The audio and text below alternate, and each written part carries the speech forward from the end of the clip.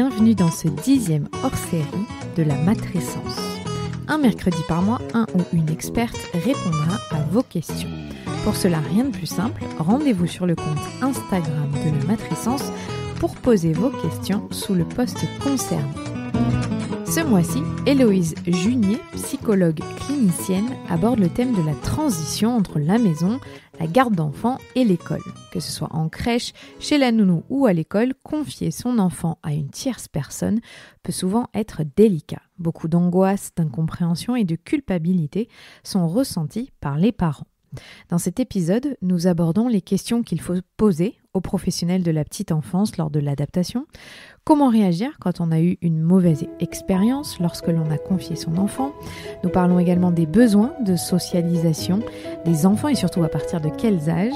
Nous évoquons les questions liées à la rentrée scolaire et aux apprentissages à l'école, mais aussi les déménagements, l'angoisse de la séparation et tout un tas d'autres questions. Je vous souhaite une très bonne écoute. Salut Héloïse. Salut Clémentine. Je suis ravie de refaire un épisode avec toi en face à face. Oui. Ça fait très longtemps. Et en plus chez toi du coup. Et en plus chez moi, c'est vrai.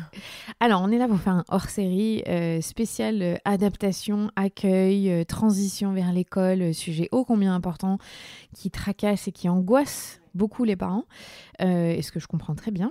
Donc j'ai une première question, on va y aller je pense assez graduellement avec les questions. Est-ce qu'une mauvaise expérience chez une nounou pour un bébé de 3 mois peut avoir des conséquences à long terme ? Elle l'a laissé pleurer sous prétexte qu'il finirait par s'endormir. J'ai stoppé le contrat au bout de 3 jours. Non, déjà la bonne chose c'est d'avoir stoppé le contrat, effectivement. Quand on sent pas la nounou, il faut vraiment arrêter le contrat et l'accueil de l'enfant. Alors on sait, alors c'est pas forcément rassurant ce que je vais raconter, mais on sait en fait que l'expérience précoce, donc le bébé vit dans les premiers temps de sa vie, les premières années de sa vie, mais plus il est jeune, plus ça a de l'impact, va avoir de l'impact effectivement sur du long terme. Le grand paradoxe, c'est que l'enfant ne se souvient pas de ces événements-là, pas avant 3-4 ans, la vraie mémoire arrive vers l'âge de 3-4 ans, mais son corps, en fait son cerveau a été structuré sur la base des expériences les plus quotidiennes qu'il vit dans cette tranche d'âge-là. Donc c'est assez paradoxal, donc effectivement il faut faire attention à qui on confie son enfant. Et on sait en fait que c'est la répétition qui est nocive. C'est-à-dire que si l'asthmate ou si la crèche, alors je sais que c'est hyper anxiogène ce que je vais dire, mais si effectivement la personne à qui vous confiez votre bébé ou votre jeune enfant laisse pleurer régulièrement votre enfant, on sait que ça peut avoir un impact effectivement sur le long terme quand c'est répété. Alors c'est pas genre crier sur ton enfant une fois de temps en temps qui est grave ou laisser pleurer une fois de temps en temps, c'est vraiment la répétition qui va être nocive et qui va s'intégrer en fait dans la structuration cérébrale du petit. Donc là ça va, c'est 3 jours. Donc là effectivement, alors là effectivement c'est ce que je voulais vous dire aussi, c'est qu'avant 3 jours, il y a pas de souci, c'est juste anecdotique. Il y a pas de traumatisme, il y a pas de 3 jours, c'est peu. Mais effectivement, s'il était resté 3 ans par exemple chez une asthmate qui laissait pleurer tous les jours pour s'endormir, ouais, ça aurait été plus problématique, je pense. Non, mais c'est bien de l'avoir en tête, de se dire ok, on s'est rendu compte qu'il y avait un problème, on a tout de suite pris la mesure des choses et on a stoppé, donc super réflexe effectivement. Mais vraiment quand on ne sent pas l'asthmate, il faut pas, après on n'a pas forcément le choix, tu vas me dire, mais quand on sent pas la personne à qui on confie son enfant, faut vraiment d'autant plus se poser la question d'arrêter le contrat. Oui, il y a pas de honte à remettre en question, mais c'est dur, faut rebondir, mais c'est super dur. J'ai vu beaucoup de questions là-dessus pour dire comment énormément, énormément. C'est vrai. Alors, deuxième question. Super, je suis en plein doute aussi. Je cherche une assistante maternelle pour garder ma fille à partir du 15 mars et c'est un bébé allaité, jamais un biberon et elle ne s'endort qu'au sein. Toutes celles que j'ai vues me demandent de l'habituer à faire la sieste seule, de la laisser pleurer. Est-ce vraiment ça la méthode ? Est-ce qu'un bébé ne peut pas faire la différence entre la maison et la nounou, dormir seule chez elle et dans mes bras avec moi ? Eh bien, alors, très bonne question. C'est marrant parce qu'il y a la réponse dans la question. Alors effectivement, alors souvent d'ailleurs c'est marrant parce que les parents qui pratiquent le maternage proximal, ils sont assez, chez les professionnels, que ce soit les asthmates ou en crèche, ça leur fait assez peur parce qu'ils se disent voilà, l'enfant il est endormi au sein de la maison, va jamais s'en sortir à la crèche ou chez l'asthmate, et souvent c'est vraiment une problématique qui revient souvent. D'ailleurs c'est marrant parce que j'ai fait un podcast cette semaine pour la petite enfance où il y avait justement une professionnelle qui me posait la question du voilà, une maman avec allaitement, endormissement au sein arrive, qu'est-ce que je fais ? Elle était en panique et ça revient très souvent.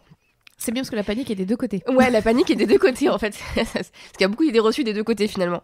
Enfin, ce qui est pas mal de prendre en considération, c'est que l'enfant, il est plus flexible que nous, il est plus adaptatif que nous, et effectivement, il fait assez bien la différence rapidement entre le lieu d'accueil et le domicile. C'est-à-dire qu'on peut très bien dormir l'enfant au sein, et c'est très bien, et on continue jusqu'à ce que vous ayez plus envie vous-même ou votre enfant, mais ça va pas forcément impacter l'accueil de l'enfant en collectivité ou alors chez la SMAT.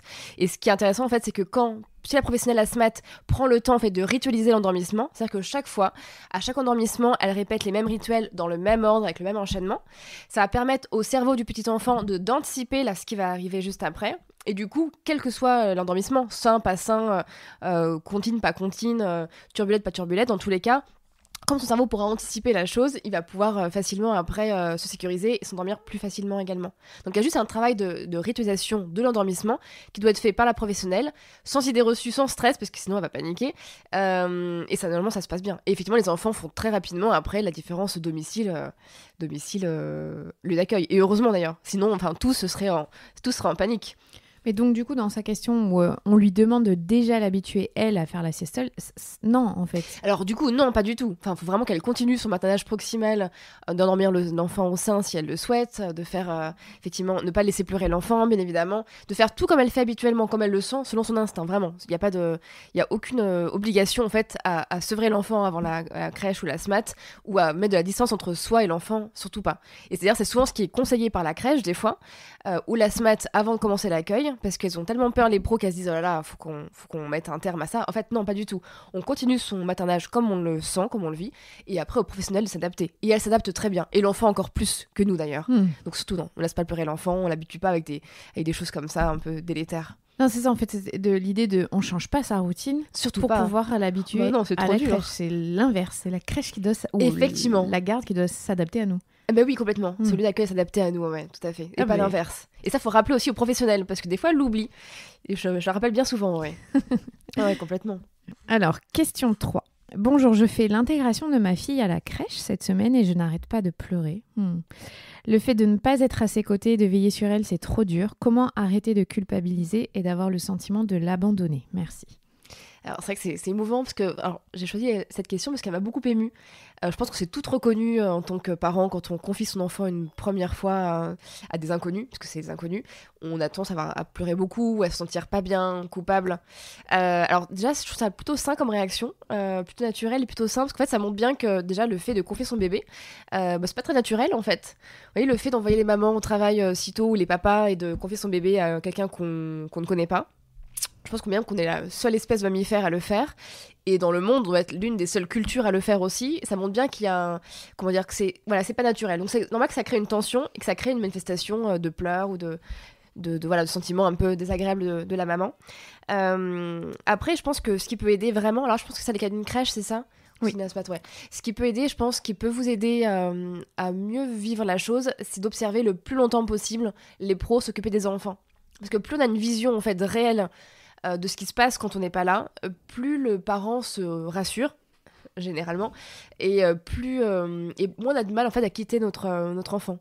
Parce que ce qui est compliqué, c'est quand on n'arrive pas en fait à savoir ce qui se passe quand on n'est pas là. Et ça, c'est le pire. Alors que quand le parent reste longtemps dans la structure, peut-être 2 heures par jour, les premiers temps d'adaptation, on a vraiment le temps de connaître les êtres humains, en fait, c'est que notre enfant, ça facilite vraiment les choses pour le détachement.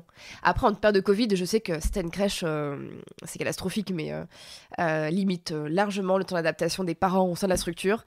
Et là, ça crée des difficultés monstrueuses en termes d'adaptation du parent. Pas que de l'enfant, mais du parent aussi. Donc à voir comment la crèche accueille aussi le parent sur le site. Donc en fait, si on n'est pas en temps de Covid, on peut demander à une structure de pouvoir vraiment passer un long temps la première semaine pour pouvoir observer et être présent. Logiquement, ils n'ont pas le droit de dire non. Ils n'ont pas le droit de dire non. Après, généralement, c'est marrant parce que la présence des parents peuvent gêner parfois les professionnels. Elles se sentent un peu jugées, pour avoir fait beaucoup de crèches, un peu observées. Mais c'est aussi ce moment-là, en fait, où vous créez du lien humain. Et elles s'investiront peut-être aussi plus avec votre enfant et vous aurez plus de confiance si vous avez créé ce lien humain entre vous. D'accord. Alors juste aussi un point qui est important aussi, c'est bien de... On dit souvent que les enfants sont des éponges, voilà, c'est quelque chose qui revient souvent, mais un peu de manière non fondée. En fait, ce qui est important de savoir, c'est qu'en fait, les enfants, les bébés, surtout en adaptation, vont énormément observer notre communication non verbale. Et effectivement, si on sent que le parent ou le professionnel a une gestuelle plus nerveuse, plus impulsive, a des sourires qui sont peut-être moins francs, a une voix qui est plus, voilà, qui est plus sèche, parce que forcément, quand on stresse, on a tout le non-verbal qui est manifesté, ça peut aussi impacter effectivement l'émotion de l'enfant. Donc ce qui est bien, c'est de faire ce travail-là, entre guillemets, hein, de prendre son enfant, de lui parler naturellement de ce qui se passe en fait. Voilà, en ce moment, je me sens pas bien parce que tu vas à la crèche, parce que je me sens coupable, parce que je dois travailler, parce que je vais avoir peut-être des fois plus d'heures par jour mes collègues que toi, et ça c'est quelque chose qui me paraît complètement pas naturel. Donc on parle librement à l'enfant, et si on a besoin de pleurer, on pleure, et c'est bien de pouvoir lâcher les choses. Et aussi, il y a quelque chose un conseil que j'ai donné une fois à une maman, donc c'était pareil, c'était très compliqué pour elle l'adaptation, et j'ai conseillé de marquer par écrit sur un petit carnet tout ce qui lui passait par la tête, toutes les émotions qu'elle pouvait traverser pendant cette période vraiment difficile de sa vie. Et ce carnet était destiné à sa fille quand elle aurait 10, 11, 12 ans, quand elle serait en âge de pouvoir le lire. Et je disais, dites-lui tout ce que vous ressentez maintenant et dites-vous qu'elle le lira un jour ou l'autre. Et là, même quand elle avait tout mis par écrit, ça avait pris des heures et des heures, elle avait énormément pleuré, et elle m'avait dit que ça lui avait fait vraiment un bien fou. Et ce carnet, elle le gardait pour tous les moments où elle avait un pépin avec sa fille, quand Charles mangeait pas, elle lui disait, voilà, tu manges pas, ça m'énerve, je sens pas bien, je sens impuissante. Et du coup, un jour, elle le lira, et c'est thérapeutique, ça lui a fait du bien. Ah, mais c'est sûr. Et est-ce que aussi, ce que dit la maman, là, elle dit comment arrêter de culpabiliser et le sentiment de l'abandonner. C'est fort comme mot. Ouais, c'est pas l'abandon du tout. C'est vrai que c'est un mot qui revient souvent dans la bouche des parents, mais papa aussi, qui laissent leur enfant en crèche ou chez Asmat. C'est pas de l'abandon, vous le laissez pas sur le trottoir, effectivement. Vous la confiez à une structure en qui vous avez quand même un minimum de confiance, et c'est pas n'importe qui, c'est des personnes qui ont l'habitude et avec qui vous êtes en train de créer un lien humain. Donc c'est pas du tout de l'abandon. Et c'est vrai que souvent c'est un terme qui revient et qui, je trouve à mon sens, est quand même complètement disproportionné, parce que c'est pas d'abandon du tout. C'est juste qu'on confie notre enfant à un inconnu. Et c'est le côté inconnu aussi qui fait peur, je pense. Oui, qui génère cette sensation de l'abandon. C'est ça, qui génère cette sensation de l'abandon, ouais. Que ce serait une tata, c'est pas pareil en fait. Oui, non, ou les grands-parents. Ouais, pourtant c'est pareil, on confie ton enfant à quelqu'un. Mais il y a peut-être moins ce sentiment d'abandon, parce qu'on reste dans la famille. Ouais, on reste dans la famille, ouais. Alors, 4e question. Des astuces pour contrebalancer les apprentissages à l'école qui ne sont pas vraiment en accord avec nos valeurs à la maison. Exemple, études de compte classiques qui peuvent faire émerger des peurs, punitions, chantage, etc. Alors c'est vrai que c'est marrant parce que en tant que maman d'une petite fille qui est à l'école, c'est vrai que ce que je me dis aussi, c'est qu'on voit les contes classiques sont complètement intégrés à l'apprentissage. Ouais, c'est très tradit quoi. Et la tradition n'est pas forcément au service des enfants en fait. Et l'éducation plus positive, ouais, c'est vrai. Alors après, c'est vrai que c'est qu'un début, parce que finalement, dans toute la vie de l'enfant, ça commence tout juste. Dans toute la vie de l'enfant, de notre éducation, en tout cas celle qu'on donne à notre enfant, sera sans arrêt parasitée par le monde extérieur. Et là, c'est juste une toute petite partie émergente, mais toute notre vie, on va avoir des instituts qui sont pas les mêmes valeurs que nous, on va avoir des enfants, des copains de classe qui n'auront pas forcément les mêmes valeurs que nous aussi.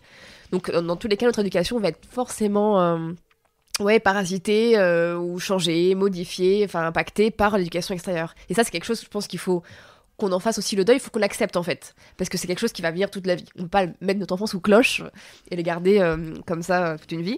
Vous voyez, c'est un exemple personnel, mais ma fille n'a pas regardé la télévision de sa petite enfance, et la première fois qu'elle regardait la télévision, c'était à l'école, et elle avait 4 ans. Et c'est marrant parce que ce moment-là m'a marqué, j'avais même fait un cauchemar le soir même.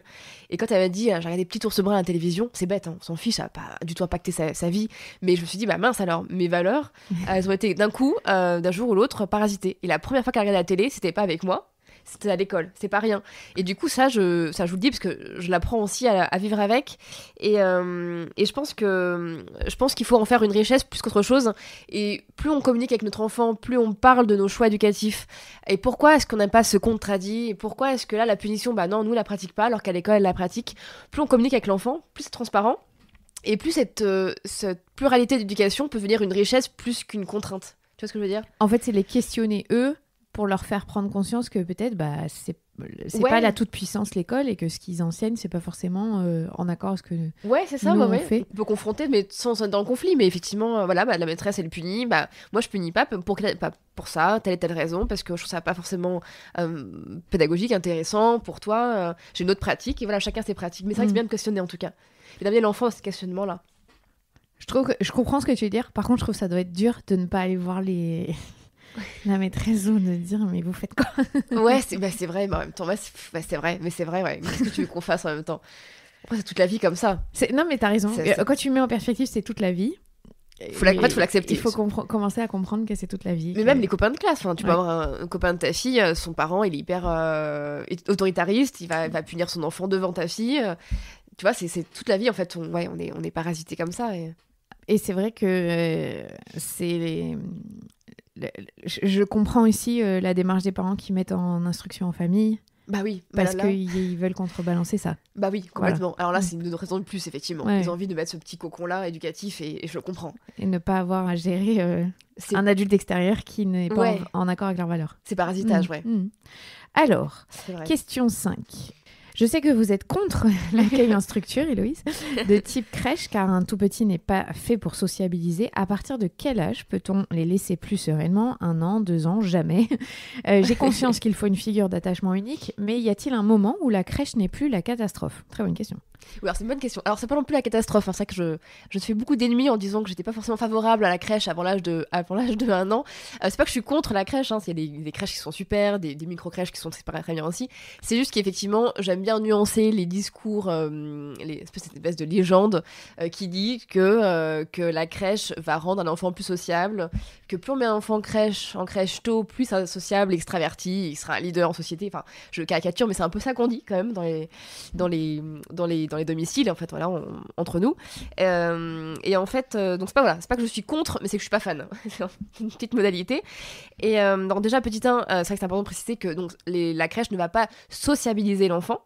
À la base, le petit enfant, c'est un être qui est profondément social, qui est fait très bien câblé pour communiquer avec ses congénères, qui est attiré par les sourires très rapidement après la naissance, donc il a vraiment un câblage qui est fait pour communiquer avec ses petits congénères. Et donc il n'y a pas besoin de la crèche pour quoi que ce soit, pour le sociabiliser. Donc si votre enfant est chez la SMAT, il pourra très bien être sociable, il n'y a aucun souci. Et même s'il n'est pas sociable et s'il est plus introverti, c'est pas grave aussi, il a d'autres qualités, l'analyse, l'autonomie, l'observation, enfin il y a beaucoup d'autres qualités des deux clans aussi. Après, d'un point de vue vraiment développemental, quand on regarde bien la maturation de l'enfant et la maturation de ses compétences aussi un peu socio-émotionnelles, la crèche, disons le mode d'accueil collectif, devient intéressant vers l'âge de 12-18 mois. Vers 18 mois, ça devient vraiment intéressant. 12 mois aussi, parce que c'est le choix que je fais pour mes filles. J'ai pris 12 mois en micro-crèche. 24 mois, c'est bien aussi, mais 6 mois, 4 mois, ça n'a pas d'intérêt. Vraiment, ça n'a pas d'intérêt. Ils sont très bien chez la SMAT aussi, ils sont très bien à la maison. À cet âge-là, ils ont tout besoin d'être coucounés, d'être en 1 pour 1 avec l'adulte. En fait, leur cerveau est programmé pour le 1 pour 1. Donc 18 mois après, il faut savoir aussi que le problème des crèches, c'est que c'est aussi pour ça d'ailleurs que ça m'énerve un peu, c'est qu'en fait, il y a beaucoup trop d'enfants par pièce. Et en fait, on voit dans les recherches qu'au-delà de... Coucou ? Au-delà du coup de 10-12 enfants ou individus dans un même espace, il y a un niveau de stress individuel qui est important. Et donc du coup, tout le monde stresse plus, adulte comme jeune enfant. Donc voilà, donc on évite... Donc micro-crèche, c'est bien, parce qu'on est à 10-12 par pièce, mais au-delà de la micro-crèche, on est un peu trop. Et du coup, ça crée du stress pour tout le monde, adulte-enfant. Donc on va éviter. Donc, ce qu'il faut retenir, c'est que sur l'aspect sociabilisation, parce que c'est ça la question, qui est important. Avant 1 an, pas vraiment d'intérêt pour un enfant, en tout cas. Ce qui ne veut pas dire qu'on ne peut pas le mettre en crèche avant. Non. C'est juste qu'en tout cas, on ne le met pas pour ça. Ouais, exactement. On le met pour le faire garder. Oui, c'est ça, évidemment. C'est ça, effectivement. C'est ce qu'il faut pour le rendre plus sociable. Voilà. Et donc, c'est aussi pour ça que... Parce que je sais que les modes de garde, c'est très compliqué quand on devient parent, on ne connaît pas tous les modes de garde. Oui. La micro-crèche est parfois plus adaptée, simplement parce qu'ils sont juste beaucoup moins. Ils sont juste beaucoup moins. Voilà. Donc, il y a moins de personnes au mètre carré. Après aussi, ce qui est intéressant aussi, le très bon compromis, ce que je conseille souvent en famille, c'est la crèche familiale, ou ce qu'on appelle aussi le SAF, le service d'accueil familial, où en fait c'est une ASMAT qui travaille à domicile, mais qui est accompagnée d'une équipe éducative, psy, JE, éducatrice de jeunes enfants, infirmière, etc. Donc je trouve que c'est un bon compromis entre la crèche, où il y a un encadrement, et l'ASMAT libérale, où il y a moins d'encadrement. Voilà, je conseille aussi beaucoup aux familles qui sont un peu moins en confiance. Ça peut être un bon entre-deux. Micro-crèche et crèche familiale, c'est ce que généralement je conseille le plus. Okay. Question 6. Préserver chez la nounou et grands-parents depuis bébé, comment la préparer à l'école. Les autres enfants, préserver un maximum de bienveillance alors qu'on n'a plus un œil, entre guillemets, sur son quotidien. Et comment nous préparer, nous, les parents anxieux, de lâcher notre bébé. Non, c'est une question qui revient aussi très souvent. D'ailleurs, j'ai adoré vos questions parce qu'elles étaient vraiment très chouettes et toutes très, très enrichissantes. Et faire le choix était pas facile. Alors déjà, la bonne nouvelle, c'est que vous avez déjà lâché votre bébé puisqu'il a déjà été chez la nounou, il me semble. Hein. C'est ça, et chez les grands-parents. Donc le lâchage, je sais pas comment on dit, mais a déjà été fait. C'est marrant parce que je dis ça parce qu'il y a les instituts disent souvent qu'elles distinguent deux groupes d'enfants. Les groupes d'enfants qui n'ont jamais été lâchés, justement, qui n'ont jamais connu autre chose que leur domicile. Et pour eux, c'est plus compliqué. Et les enfants qui ont déjà été confiés aux grands-parents, aux nounous, aux amis, aux babysitters, généralement, ça se passe beaucoup plus facilement. Donc, vous voyez, le distinguo, c'est pas asthma de crèche collective, c'est ça qui est intéressant, mais c'est vraiment est-ce qu'il a déjà été lâché, je reprends l'expression qui est mignonne, ou pas lâché. Et donc, dans votre cas, il a déjà été lâché, donc il n'y a pas d'appréhension à avoir. Après, effectivement, quand l'enfant passe de la nounou ou de la crèche à l'école, il y a forcément un saut dans le vide, et il y a une espèce de transition qui est difficile je pense un peu pour tous les enfants. C'est comme si, vous voyez, on passait d'une toute petite PME de 10 salariés d'un coup à une grosse tour de la défense.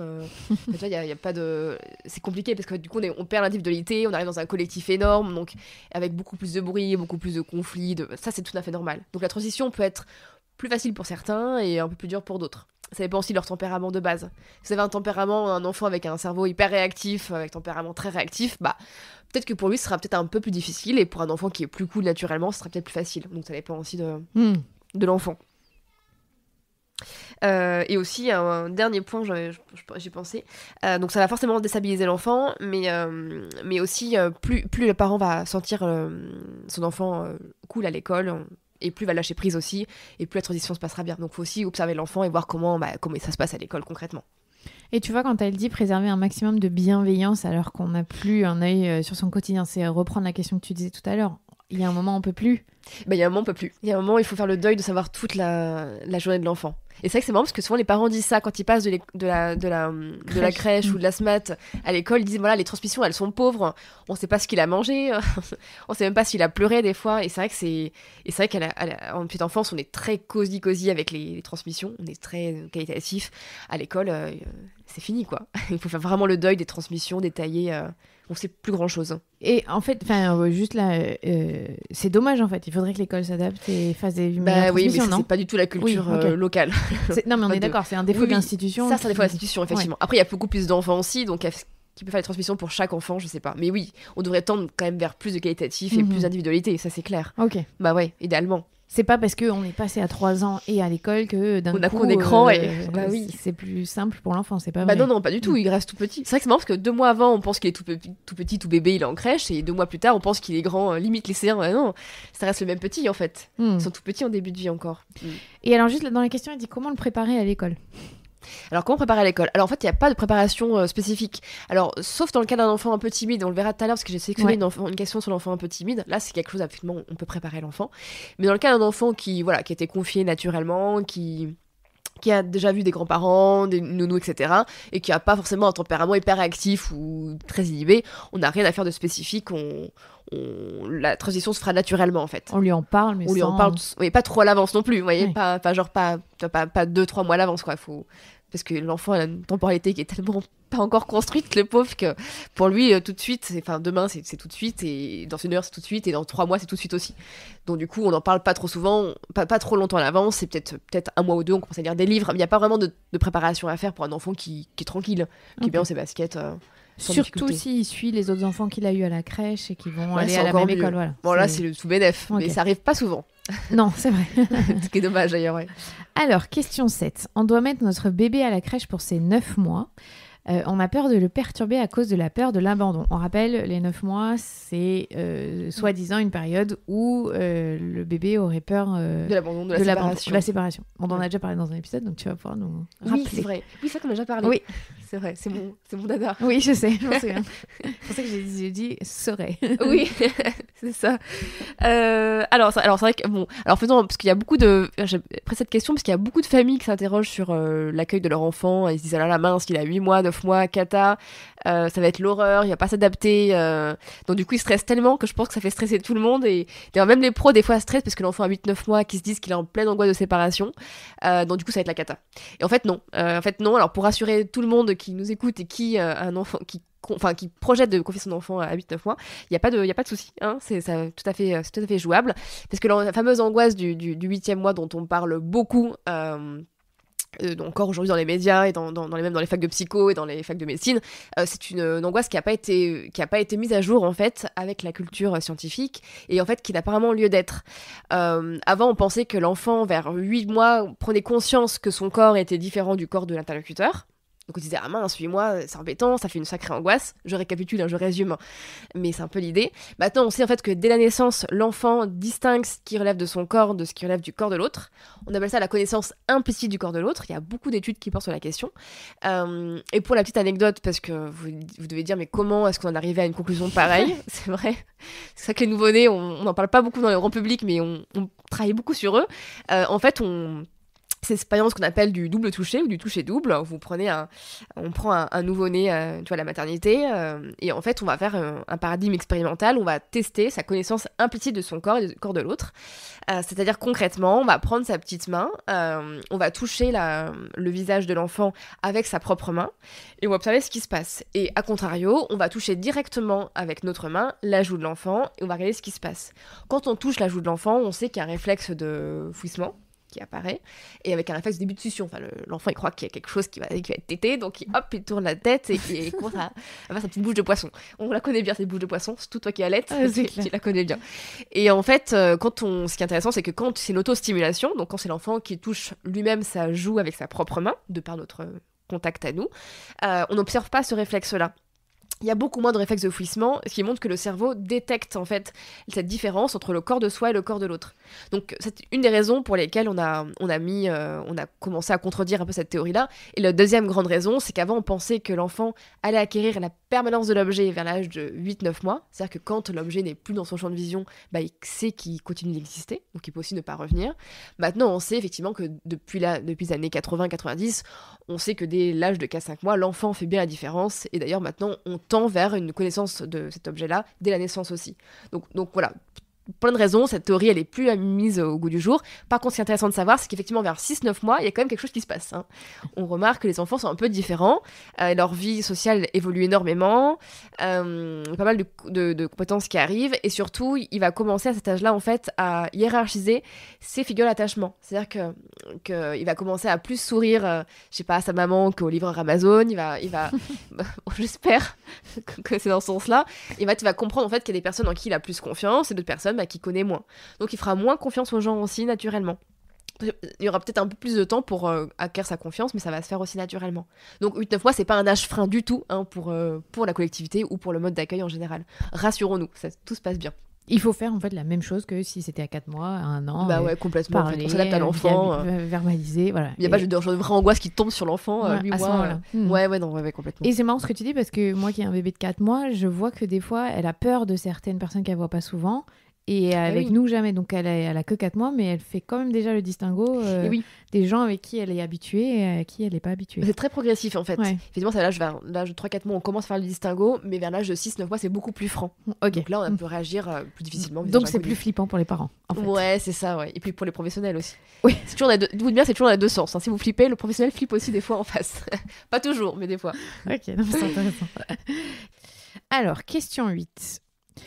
Quelle question clé poser à maîtresse dès le départ pour cerner ses principes éducationnels? C'est très intéressant, c'est vrai. Il y a des choses à dire. Ouais. Alors d'ailleurs, en plus c'est intéressant parce que c'est des questions qu'on peut poser aussi à la crèche et aussi à la SMAT pour mieux cerner en fait ses valeurs éducatives ou pédagogiques, ça dépend comment on voit les choses. Alors, ce qui est intéressant, c'est de poser la question déjà sur l'accompagnement des émotions. Par exemple, comment réagissez-vous quand un enfant se met à pleurer ? Quand il se met en colère aussi, est-ce qu'on risque d'être puni? Est-ce qu'on le punit pas? Comment vous faites pour gérer la colère? Vous laissez faire sa colère tout seul dans son coin, vous l'accompagnez, vous le touchez, vous parlez, qu'est-ce que vous faites concrètement? Ça, c'est intéressant parce que là, il y a une grande variabilité en termes de pratique pour la réponse à la colère et ça nous dit long sur la pratique éducative de la personne en face. On peut aussi poser des questions sur les activités. Quel type d'activités sont proposées la journée? Est-ce que ces activités-là, elles sont obligatoires? Est-ce que l'enfant est obligé de les faire? Et s'il veut pas les faire, comment vous réagissez aussi? Est-ce que vous obligez l'enfant à le faire? Ce qui est peut-être plus le cas à la maternelle. Alors en crèche, on espère que l'enfant sera pas obligé, mais qu'il pourra toujours déambuler dans l'espace pour faire sa petite vie. Et aussi le temps des câlins, est-ce qu'il y a des câlins qui se font aux enfants? S'il a besoin de câlins, comment on fait? Est-ce qu'on prend dans les bras? On prend pas dans les bras? Etc. Parce qu'il y a, notamment en temps de Covid, la question des câlins est ultra importante parce qu'il ne faudrait pas que l'enfant soit privé de câlins toute la journée s'il en a besoin.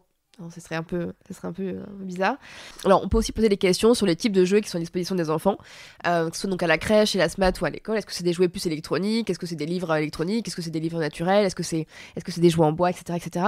Et est-ce qu'on favorise l'exploration libre de l'enfant? Genre, il peut manipuler comme il veut?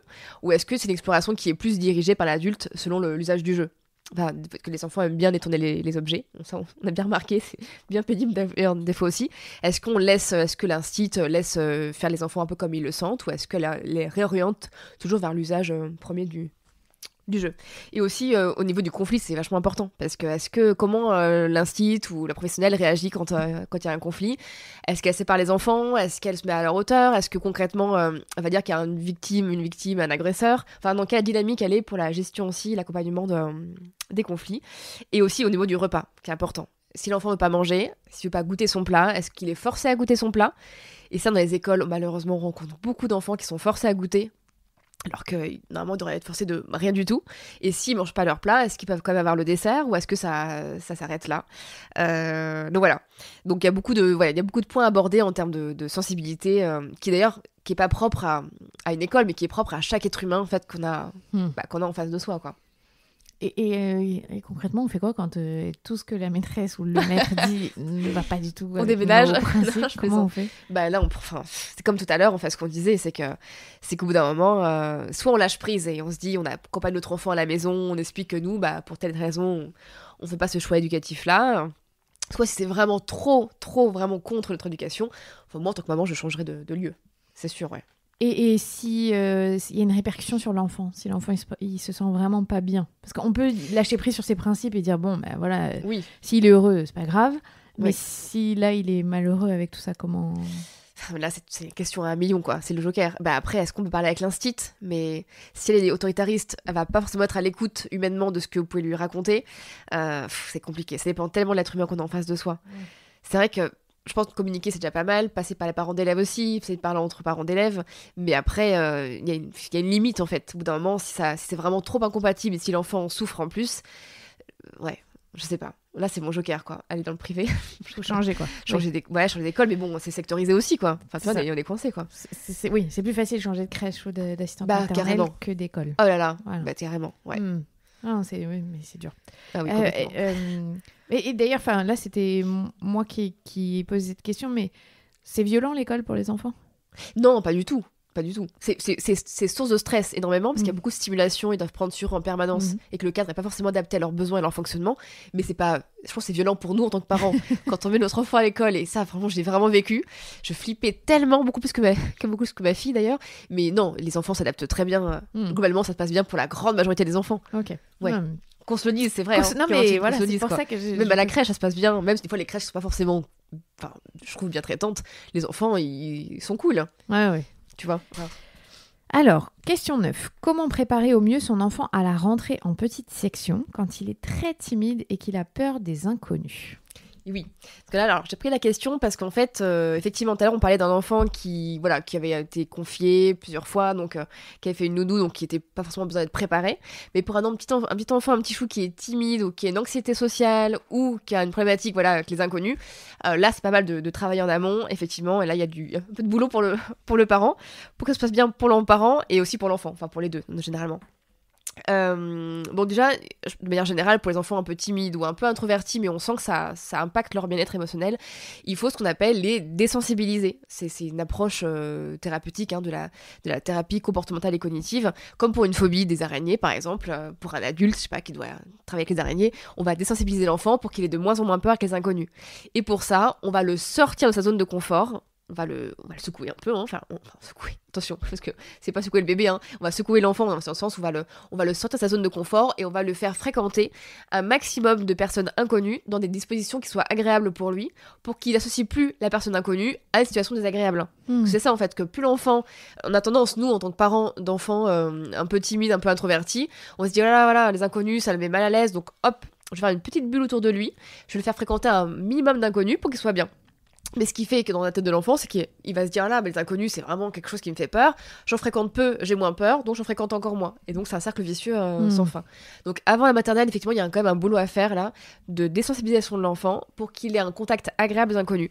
Il faut se faire accompagner quand on fait ça. Non, pas forcément. Okay. Non, après c'est du bon sens. Après on peut se faire accompagner aussi.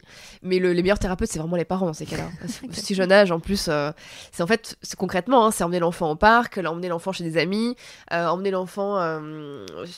encourager l'enfant à parler avec la boulangère, avec la caissière au supermarché, avec n'importe qui en fait. Et vraiment au maximum pour que l'enfant en fait ait une vision beaucoup moins négative de l'inconnu. Bon là je mets juste un petit bol, c'est que la situation actuelle aide pas quand même. Non, pas du tout. Effectivement, ouais, t'as raison. Effectivement, j'ai même pas pensé Covid, c'est bah oui. Le confinement fait que on a refermé une bulle sur l'enfant naturellement, d'autant plus. Oui, quoi. Puis on fait peur aux enfants sur l'étrange. Enfin, le discours ambiant, c'est on touche pas les autres, on n'est pas en contact avec les autres, donc ça renforce ce qu'il peut penser. Ah ouais, complètement. Okay. Ah mais oui, complètement, effectivement. Après là, c'est pas la qualité de faire un câlin, mais c'est au moins l'idée de communiquer. Après, je parle de ça parce qu'en fait, j'ai une petite fille moi qui avait une anxiété sociale très importante, qui a fait du mutisme sélectif, c'est-à-dire qu'il parlait pas du tout en dehors de la maison. Et du coup, on a fait vraiment un gros travail de sensibilisation et ça marche vraiment bien. C'est-à-dire qu'un enfant timide n'est pas timide toute sa vie, forcément. C'est-à-dire que si vraiment il est timide et que ça lui met vraiment mal à l'aise et on sent que ça le fait souffrir, on peut vraiment, à cet âge-là, c'est très rapide, en 3-4 semaines, faire évoluer sa personnalité juste en le fréquentant beaucoup de personnes différentes. Okay. Et ça marche bien. Et vraiment, la maternelle, c'est ce qui est conseillé pour ces enfants-là, pour qu'ils vivent mieux. D'accord. Non, mais du coup, je pense qu'il faut qu'on prenne en considération qu'il y a aussi le Covid et que peut-être pour ces enfants-là, en ce moment, et vu la rentrée qui arrive, c'est sans doute peut-être plus amplifié, qu'il faut faire encore plus attention, ou même aux mots qu'on emploie sur l'extérieur. Ah, c'est vrai, t'as raison. Parce que c'est vrai que même nous, pour les adultes, ça commence à être un peu lourd et angoissant le contexte. C'est vrai que ça n'arrange rien du tout la situation, ouais, c'est vrai. Pour ces enfants-là, en tout cas. Oui, même pour les enfants tout venant, enfin, je veux dire, tout le monde, c'est vrai que c'est déjà là, c'est anxieux, en fait, enfin, l'autre est anxiogène, mais en plus, pour les enfants timides, les pauvres, ça les aide pas, en fait, à s'ouvrir, complètement. Ok. Ouais. Alors, dernière question, qui, je vais être honnête, c'est la mienne. Mais je pense qu'elle peut concerner d'autres gens. Oh oui, je pense. Donc, bonjour, ma fille de 3 ans... Tu vois, je t'ai dit bonjour.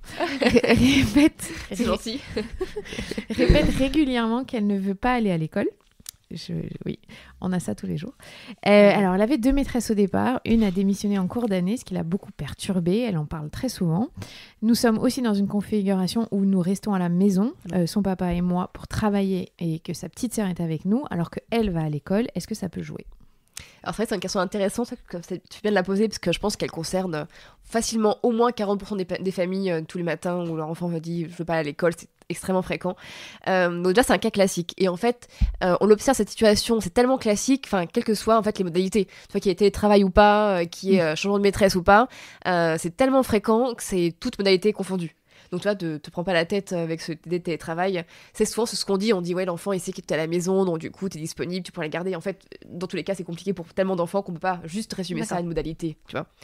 C'est bien de pas culpabiliser pour ça, en fait. D'ailleurs, juste avant de parler de la situation et des outils que j'ai à disposition, j'avais connu justement le cas d'une petite fille qui pleurait à chaudes larmes vraiment tous les matins avant d'aller à l'école. Elle pleurait beaucoup, mais à l'école, ça se passait plutôt bien.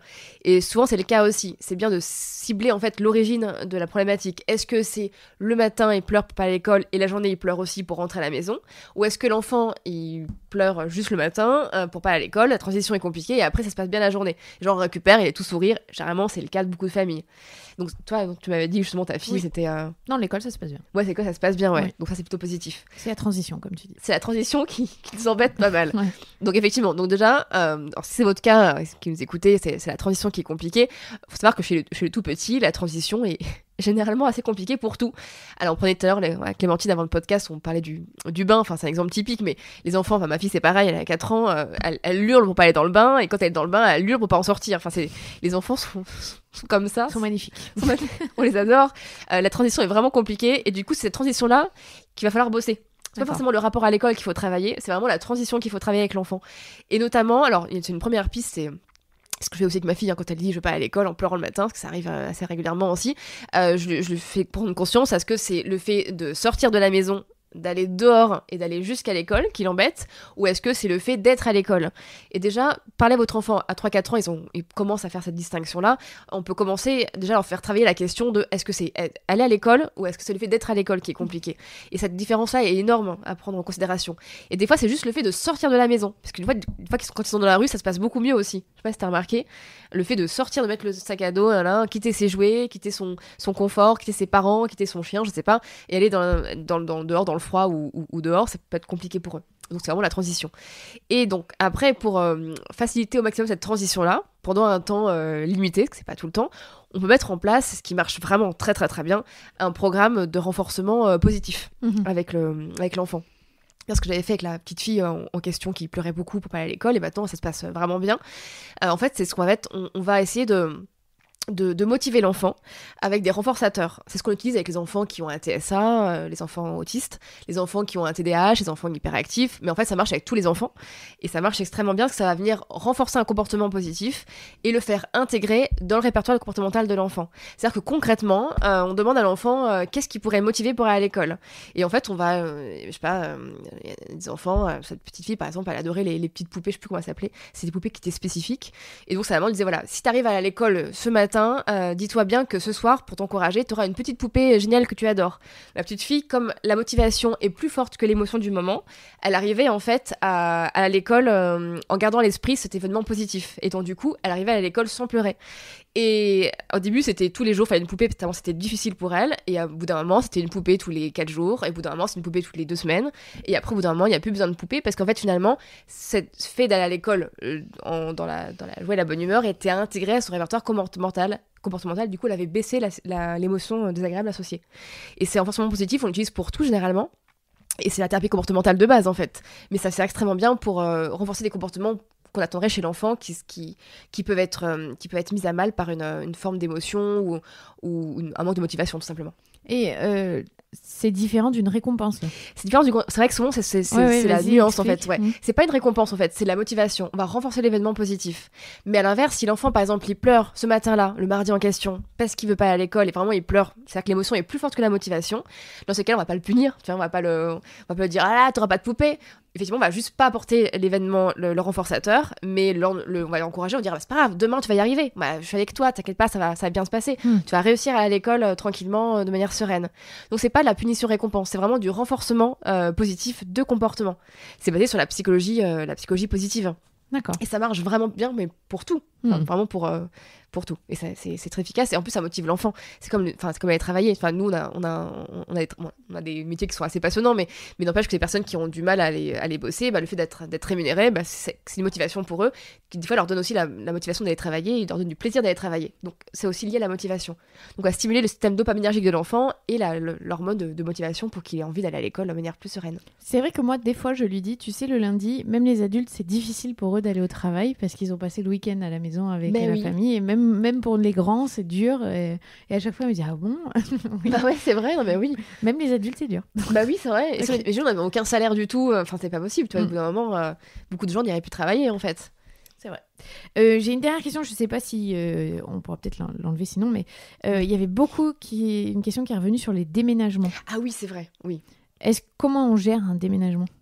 Bah en fait, c'est vraiment c'est vrai que j'ai pas retenu ces questions-là. En fait, c'est tellement parent dépendant. C'est-à-dire que souvent, c'est vrai qu'on se fait une montagne de déménagement parce que nous, je pense en tant qu'adultes, on a tellement de trucs à gérer. Le changement d'EDF, enfin, c'est horrible le déménagement. On a la sécu à déménager et tout ça. On a tellement de choses à gérer que nous-mêmes, l'appréhende de manière plus en tant qu'adulte. Et on se dit que l'enfant, alors je sais pas, par automorphisme, il va aussi appréhender le déménagement. En fait, l'enfant, il est extrêmement cool du moment que les parents sont vraiment détendus et organisés. Il y a des déménagements qui se passent super bien parce que l'adulte n'est pas forcément en train de paniquer ou pas, et c'est juste le fait que voilà, et bah effectivement un jour, le mardi, on a l'environnement qu'on connaît bien avec des repères, le mercredi environnement complètement nouveau, aucun repère, ok, c'est pas grave, on va aller construire ces repères. Et on sait en fait qu'au bout de 3 stimulus, situations identiques, l'enfant s'attend à avoir une 4e situation identique. Donc au bout de 3-4 jours en gros où il voit les mêmes repères, les mêmes jardins, le même parc, la même maison, la même chambre, bah, très rapidement son cerveau va se mettre dans l'idée qu'il va vers la même chose les jours suivants. Et l'enfant est plus flexible que nous, il est plus adaptatif comme on disait tout à l'heure, et donc du coup, généralement, il s'y fait naturellement plus, mais à condition que l'adulte soit détendu avec cette question-là. Et par rapport à l'école? Alors ça dépend, il y a changement d'école du coup. Bah c'est ça, c'était à chaque fois la question, c'était déménagement avec changement d'école. Changement d'école et déménagement. Alors pour changement d'école, mais c'est pareil en fait. Dans tous les cas, ça revient même. C'est comme quand l'enfant passe de la crèche à l'école, ou d'une ASMAT à une autre ASMAT, parce que ça se passe pas bien. Ces changements-là, ils font partie de la vie de l'enfant, et du moment qu'il y a toujours ce tronc commun de la famille qui est là, le cercle familial, lui, change pas. Sauf si en plus il y a un divorce, tu vas me dire, là, ça fait beaucoup. Non, c'est vrai qu'il peut y avoir un divorce associé au déménagement. Oui, c'est vrai. Mais du moment qu'il y a, à la base, il y a un tronc commun de l'enfant qui bouge pas avec un minimum de repères qui restent stables dans l'environnement, si le reste de l'environnement bouge, ça peut être une transition qui peut être inconfortable. Et encore, vraiment, tout dépend de comment les parents vivent la chose, mais c'est pas du tout insurmontable, pas autant que nous, parents, on se l'imagine. Parce que pour nous, c'est insurmontable, ça c'est clair, mais pour les enfants, beaucoup moins. Ils vivent beaucoup plus dans l'instant présent, donc ils ont beaucoup plus de facilité à passer aussi, des fois, d'une maison à une autre, tout simplement. C'est plus, je pense, parce que quand ils ont les copains, les copines, oui. Nous, en tant que parents, on se dit, mince, on les arrache à cette amitié qu'ils ont créée. Peut-être en oubliant qu'ils ont la capacité d'en créer d'autres. Bah oui, complètement, absolument. Après, c'est plus compliqué quand les âges sont plus avancés. Enfin, je pense effectivement vers 6-7 ans, quand les amitiés se créent vraiment de manière... ils sont moins dans l'instant présent, ils sont plus dans la projection. Ouais, c'est pas les mêmes amitiés. Les relations sont beaucoup plus matures. Et là, c'est peut-être plus compliqué, effectivement, de déraciner un enfant, genre à 7 ans, pour le mettre dans une autre école, ça c'est sûr. Mais à l'âge de 3-4 ans, 5 ans, ils sont d'une telle flexibilité. Le moment présent, c'est beaucoup moins compliqué pour eux. Non, mais c'est intéressant de savoir faut leur faire confiance. Ouais, c'est une question d'âge aussi. Un impact. Plus on jeune, plus c'est facile en fait. Ok. De manière générale. Mais merci Louise. Bah, avec plaisir. À très vite, on refera... On a un épisode bientôt qui va sortir. Oui, effectivement. À plus tard. Salut Louise. Salut. C'était Héloïse Junier, psychologue clinicienne. Vous venez d'écouter le 10e hors-série de la matrescence. N'hésitez pas à partager cet épisode sur les réseaux sociaux ou autour de vous si vous l'avez aimé. Prenez soin de vous.